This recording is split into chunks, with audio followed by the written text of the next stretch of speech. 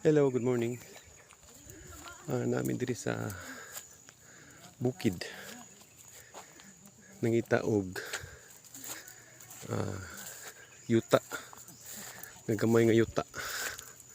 Kaya lang ang kalsada diri medyo, ang daan dito medyo hindi pa tapos.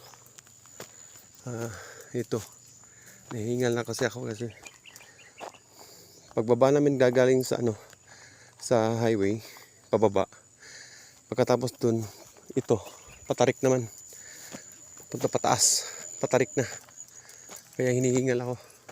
Yung mga kasama ko babae, naglikramo na kasi kung paano raw kung makakita sila ng bahay, kung makatayo sila ng bahay, patay sila ng bahay.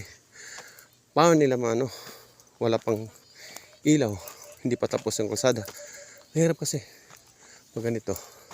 Tignan natin.